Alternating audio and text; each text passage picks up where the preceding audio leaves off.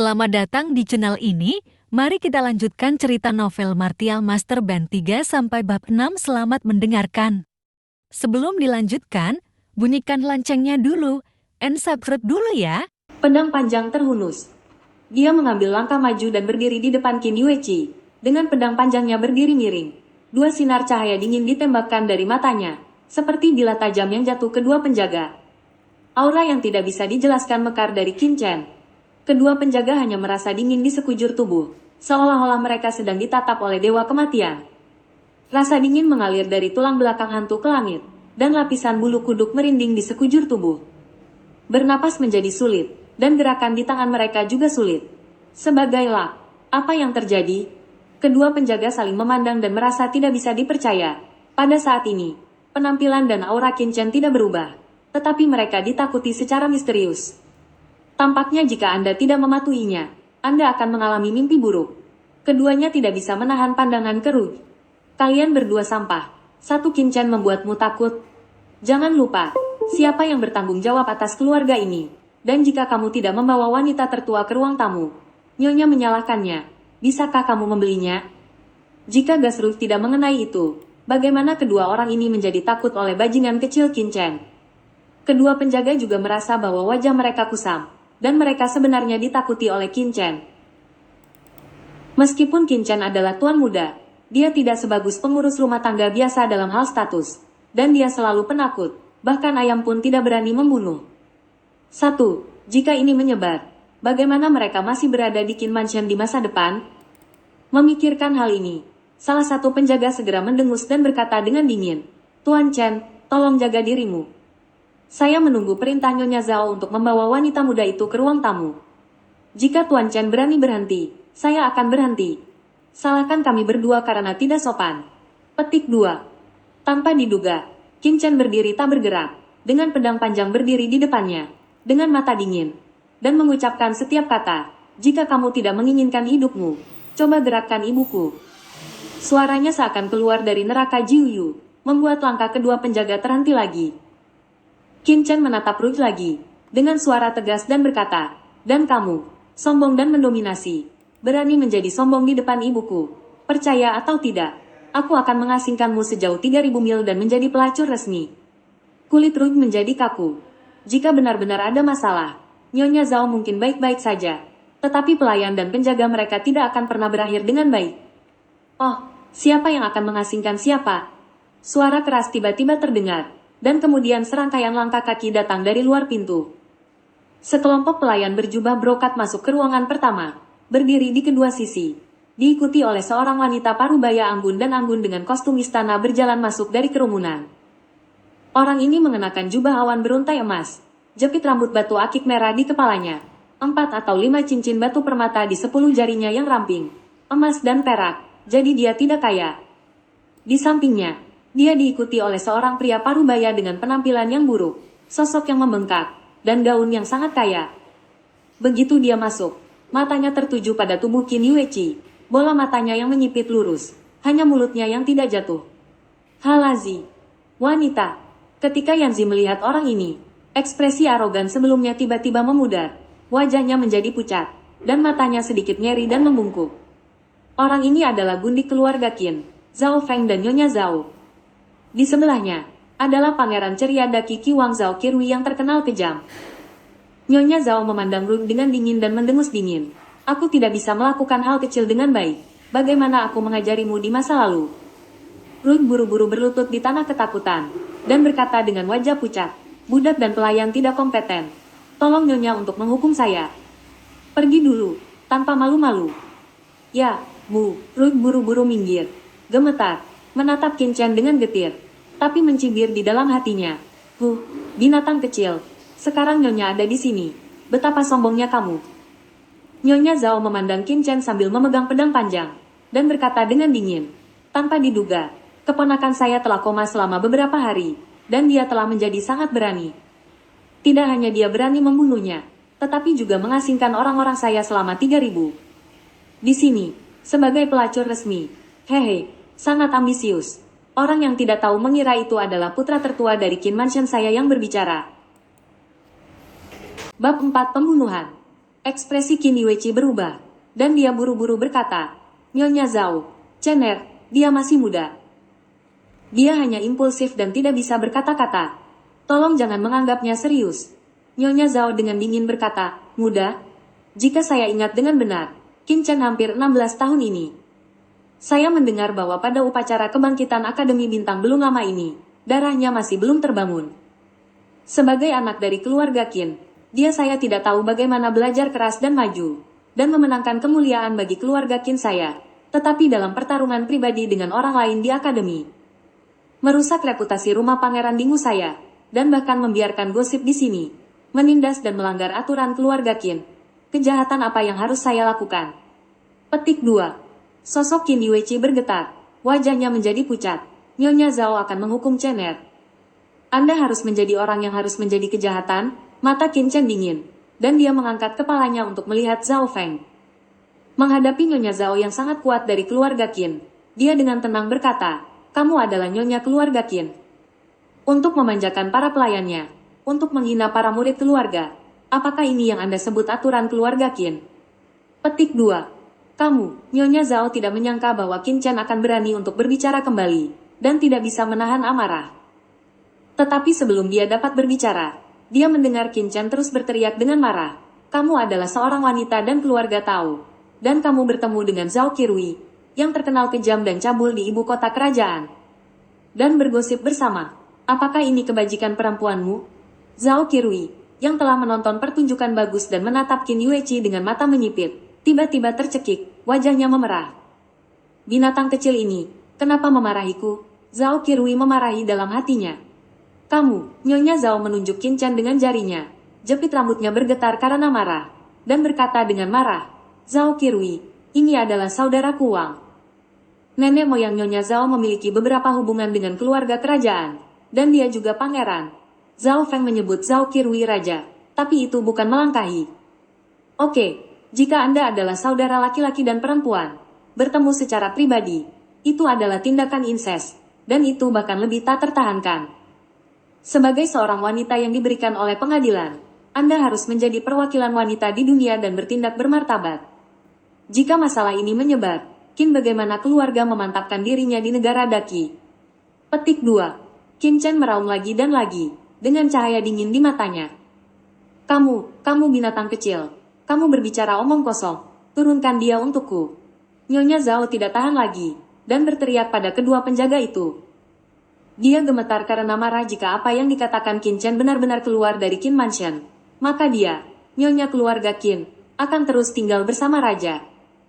Mendengar perintah Madame Zhao, kedua penjaga itu segera meraung dan bergegas menuju Qin Chen, yang satu ke kiri dan yang lainnya ke kanan, dan menjepitnya di tengah. Qin Yueqi berseru dan berjuang untuk berdiri di depan Qin Chen, dan berkata dengan marah, siapa yang berani memindahkan Cenerku?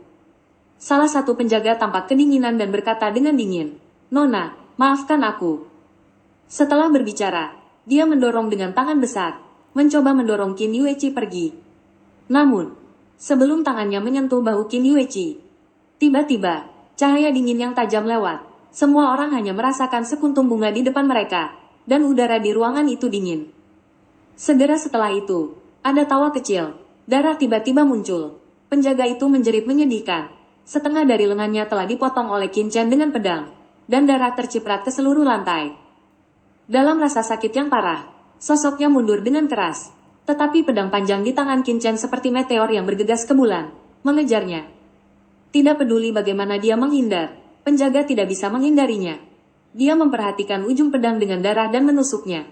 Dia kehilangan hatinya, dan matanya dipenuhi rasa takut yang tak ada habisnya. Ambil pedang, tutup pedang. Semua dalam sekali jalan. Engah. Semburan darah menyembur dari dada penjaga dan keluar setinggi 2 meter. Penjaga itu panik dan mencoba menutupi lukanya dengan tangannya. Tetapi darahnya seperti air mancur. Dan dia tidak bisa menutupinya apapun yang terjadi. Pada akhirnya, matanya menunjukkan mata yang menakutkan. Tubuhnya melemah dan dia jatuh. Ku bilang, siapapun yang berani menyentuh ibuku, aku akan membunuh seseorang. Qin Chen mengatakan kata demi kata. Dia memegang pedang panjang seperti dewa pembunuh, bahkan tanpa melihat pada penjaga yang jatuh. Suaranya sedingin iblis dari neraka Jiuyu. Darah di ujung pedang perlahan menetes, dan ruangan itu sunyi. Hanya suara darah yang menetes di tanah yang bergema. Nyonya Zhao, semua pria galak ini semua tercengang, seperti bebek dengan leher dicubit, bingung. Orang-orang yang menonton dari kejauhan di luar pintu menunjukkan kengerian, dan Ruth membuat wajah mereka pucat dan gemetar, dan hati mereka bergetar. Binatang kecil ini benar-benar berani membunuh. Adapun penjaga lainnya, ia hanya merasa dingin di dahinya, keringat dingin, dan kaku, takut bergerak. Dia baru ingat, meskipun Tuan Muda Qin Chen tidak memiliki darahnya yang terbangun. Dia yakin bahwa dia diterima di Akademi Bintang Langit Raja dengan kemampuannya yang sebenarnya. Dia baru berusia 15 tahun dan sudah menjadi prajurit tingkat manusia. Di benua Tianwu, ada 9 tingkatan seniman bela diri. Tingkat manusia, tingkat bumi, tingkat surga, tingkat misterius, tingkat klan, tingkat penghormatan, tingkat raja, tingkat kaisar dan tingkat kaisar. Setiap level dibagi menjadi 3 level, tahap awal, tahap tengah dan tahap akhir. Di lantai pertama, rasanya seperti surga yang luar biasa untuk berlatih. Sebelum level manusia, sebenarnya ada keadaan fase koagulasi. Yang disebut fase koagulasi adalah membuka meridian dalam tubuh. Hanya dengan membuka 7 meridian Anda dapat memadatkan energi sejati dan memasuki level manusia. Oleh karena itu, level manusia sudah menjadi pejuang sejati. Penjaga paling biasa dari mereka pada dasarnya berada di tahap tengah dan akhir tingkat manusia.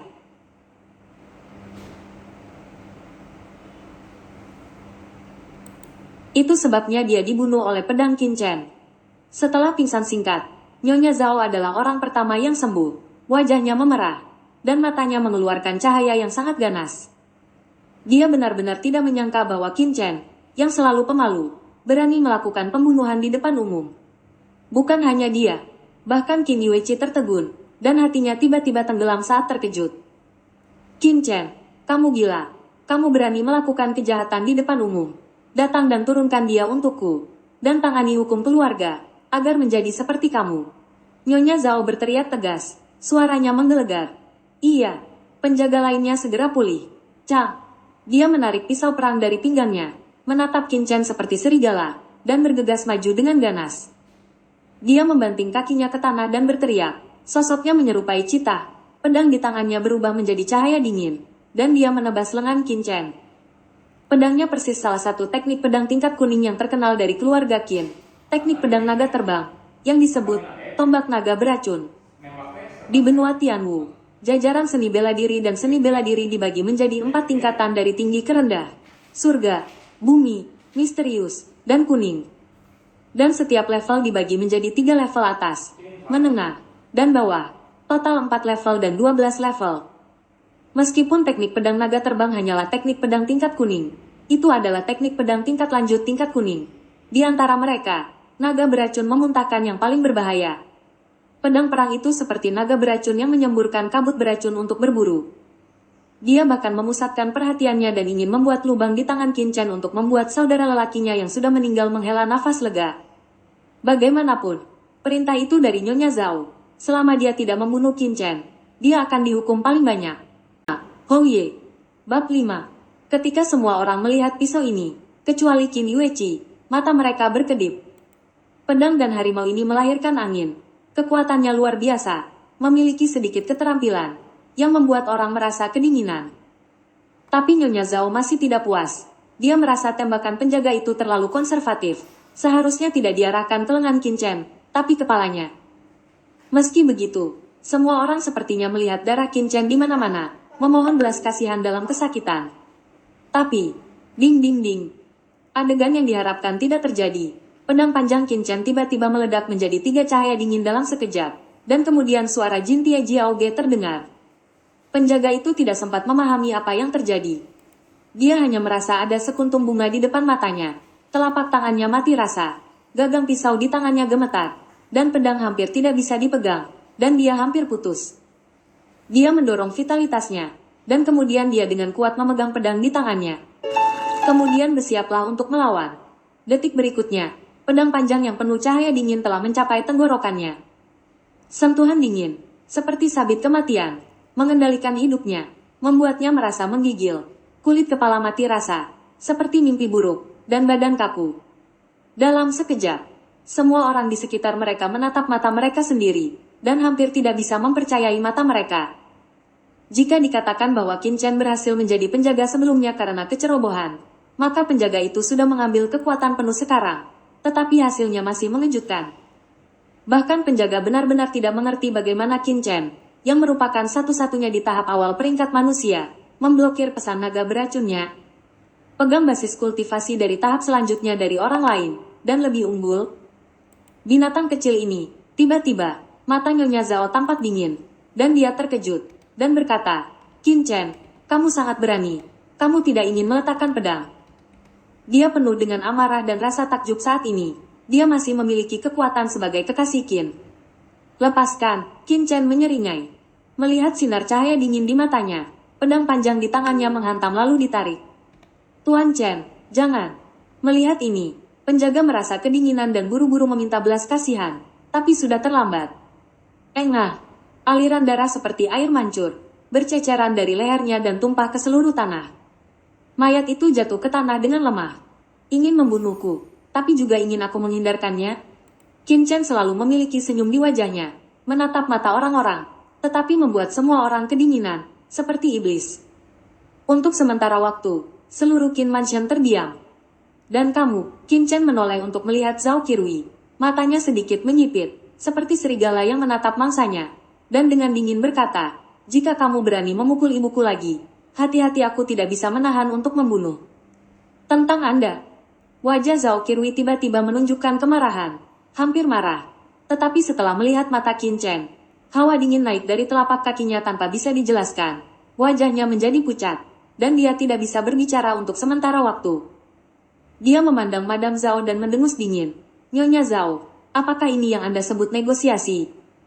Nyonya Zhao buru-buru menjelaskan. Pangeran Qi, ada kesalahpahaman dalam hal ini. Tunggu saya menjelaskannya kepada Anda. Segera setelah itu, dia menatap Qin Chen dengan ganas, gemetar karena marah, dan jepit rambut di kepalanya tidak bisa menahan gemetar, menunjuk ke Qin Chen dan berkata, Oke, binatang kecil, kamu memiliki keberanian. Bahkan Pangeran Qi berani mengancam. Petik 2. Matanya tajam seperti ular, dan dia menoleh untuk melihat ke belakang. Banyak orang di luar rumah mendengar gerakan tersebut dan bergegas untuk melihat para pelayan yang lincah. Jadi mereka mengecilkan leher dan diam-diam melangkah mundur. Pada akhirnya, dia mengarahkan pandangannya pada seorang lelaki tua yang selalu ada di belakangnya, dan berkata dengan getir, Qin Yong, apa yang kamu lakukan dengan Linglung? Kamu tidak akan memberiku binatang kecil ini. Ya Bu. Orang tua bernama Qin Yong menjawab dan berjalan keluar dari kerumunan. Orang ini mengenakan jubah biru terpencil, tangannya terselip di balik lengan baju yang lebar, matanya acuh tak acuh. Tetapi dengan sedikit udara dingin, dia telah melihat situasi di ruangan dengan dingin sebelumnya. Dan ekspresinya tidak pernah berubah. Pada saat ini, setelah dia keluar, mata semua orang tertuju padanya. Murid semua orang menyusut, termasuk Qin Chen. Dari orang ini, dia merasakan nafas yang sangat berbahaya. Seorang master tingkat prefektur, kata Qin Chen dengan suara yang dalam, matanya lebih dingin dari sebelumnya. Tuan Chen, kamu terlalu berlebihan. Budak tua itu tidak ingin melakukan apapun denganmu. Tuan Chen harus tetap menangkap tangannya. Patuh mendengarkan rambut istrinya, kata Qin Yong ringan, menatap Qin Chen dengan dingin dengan dua mata tanpa emosi. Ekspresi Qin Chen tetap tidak berubah, dan dia tersenyum dingin. Jika Anda ingin saya menangkapnya, itu tergantung pada apakah Anda memiliki kemampuan ini. Hanya master tingkat prefektur, jika Anda bertarung sampai mati, itu bukannya tanpa perlawanan. Qin Yong mengerutkan kening dan berkata, jika ini masalahnya, maka budak tua itu telah melangkahi. Ketika kata-kata itu jatuh, sosok Qin Yong tiba-tiba menyerupai burung elang, dan langsung terlempar. Dalam sekejap, angin yang menakutkan menyapu seluruh ruangan, dan Qin Yong mencakar tangannya dan langsung meraih Qin Chen. Pukulan ini beberapa kali lebih kuat dari dua penjaga sebelumnya. Aura yang kuat menekan kesulitan bernapas Qin Chen, dan tulangnya berderit. Qin Yong, kamu berani memindahkan debu dan mencobanya. Qin Yueqi, yang selalu memperhatikan kondisi putranya, bergegas keluar saat ini dan berhenti di depan Qin Chen. Tapi Qin Chen mengguncang sosoknya sebelum memegang Qin Yueqi di belakangnya lagi dengan pedang. Matanya dingin, dan dia hanya menunggu cakar Qin Yong jatuh, dan dia akan bergerak dengan keras. Meskipun prajurit tingkat bumi itu kuat, dia membual bahwa ketika lawan memukulnya, dia bisa membunuhnya dalam satu gerakan. Pada pandangan pertama, cakar Qin Yong hanya berjarak beberapa kaki darinya. Saat ini, suara keras tiba-tiba datang dari luar rumah, mengguncang gendang telinga orang. Hentikan semuanya.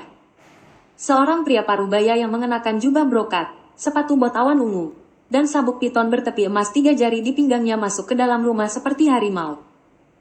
Cakar Qin Yong berhenti 1 kaki di atas kepala Qin Chen tiba-tiba, dan kemudian buru-buru pindah ke samping, membungkuk dengan hormat. Tuan Hou, semua orang di ruangan itu membungkuk dan memberi hormat dan berbicara dengan hormat. Pengunjung itu adalah Paman Qin Chen, Anping menunggu Qin Yuan Hong. Nyonya Zhao buru-buru datang ke sisi Qin Yuan Hong dan berkata dengan marah, Tuan Hou, Anda di sini tepat. Hari ini, binatang kecil ini justru sebaliknya. Dia tidak hanya membunuh 2 penjaga, dia juga berani mengancam Pangeran Qi.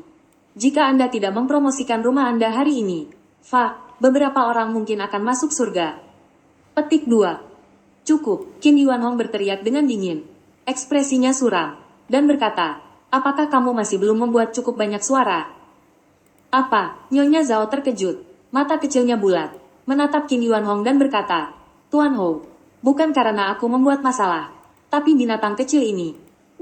Qin Yuan Hong berteriak dengan marah dan berkata, diam, binatang kecil, apakah ini penampilanmu sebagai Nyonya Klan Qin? Dia adalah keponakanmu, jika dia binatang, apa Klan Qin? Wajah Nyonya Zhao memerah dan dia gemetar karena marah dia ingin membantah. Tetapi melihat wajah suram Qin Yuan Hong, dia segera tercekik apa yang ingin dia katakan. Melihat kemarahan patriark, para pelayan lainnya berlutut di tanah, wajah mereka pucat dan diam. Bab 6 Tes. Kemudian, Qin Yuan Hong mendatangi Zhao Qirui, yang memiliki ekspresi jelek, dan berkata, Pangeran Qi, keluarga Qin saya tidak ketat dalam disiplin, jadi kamu tertawa. Zhao Qirui mengangkat alisnya dan mendengus dingin.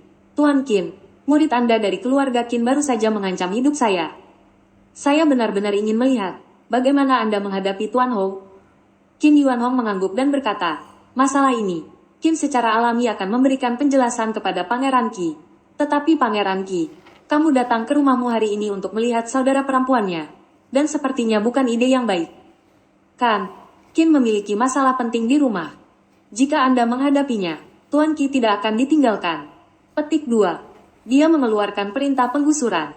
Kulit Zhao Qirui berubah, dan wajahnya yang pucat menjadi lebih pucat. Setelah beberapa kali menarik napas dalam-dalam, dia sepertinya tidak mampu menahan serangan itu.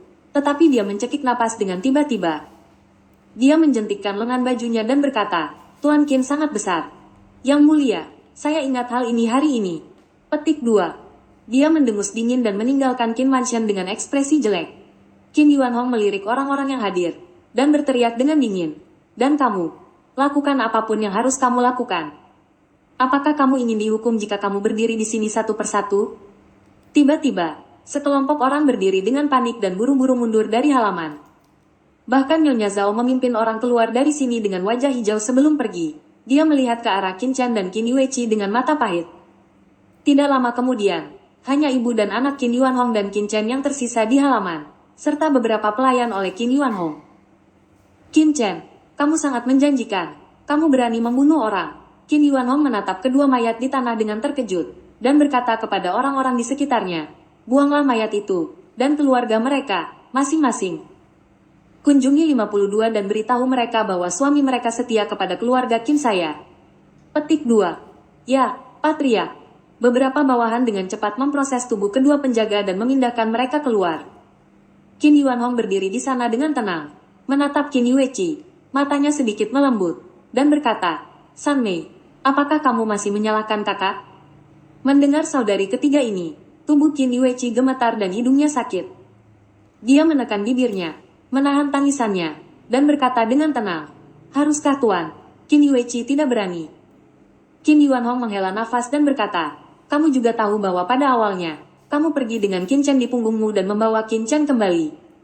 Sungguh sensasi di ibu kota dan seberapa besar pengaruhnya terhadap keluarga Qin kami. Seperti saya Patria, tidak mungkin. Petik 2. Qin Yueqi tidak menyalahkan Tuan Hou. Itu semua buatan Yueqi. Qin Yueqi menggigit bibirnya dan berkata. Melihat ekspresi keras kepala Qin Yueqi, Qin Yuan Hong tidak bisa membantu tetapi melambaikan tangannya. Ekspresinya juga suram, dan berkata dengan semangat, saya tidak peduli dengan masa lalu. Kemudian, dia menoleh untuk menatap Qin Chen, dan berkata dengan dingin, saya tidak akan dimintai pertanggungjawaban untuk masalah ini hari ini. Masih ada setengah bulan, ini adalah ujian besar Akademi Bintang. Anda harus bekerja keras untuk berkultivasi sebelum ujian besar. Lengkapi kebangkitan garis keturunan sehingga pejabat tinggi dan bangsawan di ibu kota kerajaan tahu bahwa setiap anak dari keluarga Qin saya memiliki bakat untuk menjadi pria yang kuat, bukan sia-sia. Petik 2. Qin Yuanhong tidak mengatakan apa-apa, berbalik dan meninggalkan rumah. Sosok baja dingin membuat mata Qin Chen dingin. Halaman yang bising dengan cepat menjadi tenang, dan semua orang pergi.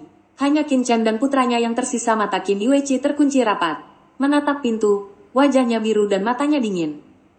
Qin Chen merasa bahwa keadaan Qin Yueqi tidak benar, dan bertanya dengan prihatin, Ibu, ada apa denganmu? Baru setelah itu Qin Yueqi bangun, menatap Qin Chen dengan menyedihkan, dan berkata, Chener, Ibu baik-baik saja. Apakah kamu lapar? Istirahatlah dulu, dan ibu akan memberimu sesuatu untuk dimakan. Setelah mengatakan itu, Qin Yueqi datang ke halaman luar dan mulai memasak.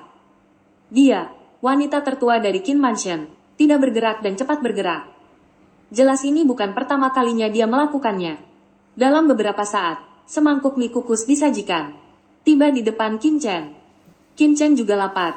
Dia yang baru saja terbangun, secara alami sangat lemah setelah bertengkar, dan segera mulai makan.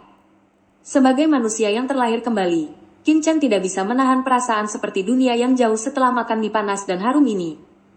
Qin Yueqi memandang Qin Chen dengan penuh kasih, dengan sedikit keraguan di wajahnya, tapi akhirnya mengertakkan gigi dan berkata, Chener, kamu masih terlalu muda. Ada beberapa hal yang tidak boleh diberitahukan ibuku padamu, tapi tapi aku harus memberitahumu. Aku harap kamu bisa mengerti ibuku. Petik 2. Qin Chen merasa ada sesuatu dalam kata-kata Qin Yueqi, mengangkat kepalanya, dan berkata, Ibu, ada apa? Qin Yueqi berkata, pejabat pamanmu memberi penghormatan kepada Jenderal dan Feng Anping. Dia adalah orang yang sangat berhati keras. Dia memiliki aturan yang ketat dan membayar penghargaan dan hukuman yang sama. Dia tidak menghukummu hari ini. Itu bukan gaya aktingnya. Kalimat terakhir yang dia katakan maka Anda harus mengingatnya. Petik 2. Melihat wajah khawatir Qin Yueqi, Qin Chen berkata dengan acuh tak acuh, Ibu berarti dia meletakkan anak itu ke permukaan hari ini. Tetapi dia sebenarnya menunggu anak itu lulus ujian masuk perguruan tinggi. Akan ada lebih banyak alasan untuk berurusan dengan anak itu? Qin Yueqi terkejut, menatap Qin Chen dengan heran, dan kemudian tiba-tiba tersenyum. Chener, saya benar-benar telah dewasa. Cahaya dingin melintas di mata Qin Chen, dan dia tersenyum dan berkata, Ibu, kamu tidak perlu khawatir. Anak itu pasti akan bisa membangkitkan darah dan lulus ujian masuk perguruan tinggi. Nah, ibu percaya padamu. Qin Yueqi melirik Qin Chen dalam-dalam dan sedikit menghela nafas di dalam hatinya. Faktanya, dia tahu di dalam hatinya bahwa Qin Chen hampir berusia 16 tahun, dan hampir tidak mungkin untuk membangkitkan darahnya. Namun, sebagai seorang ibu, yang bisa dia lakukan hanyalah menyemangati anak-anaknya. Untuk sesaat, dia dengan tegas berkata, Chener, percayalah pada ibuku. Bahkan jika aku tidak tinggal di rumah Qin, aku bisa membiarkan istri kita hidup. Qin Chen tahu apa yang dipikirkan Qin Yueqi. Dia tidak banyak bicara.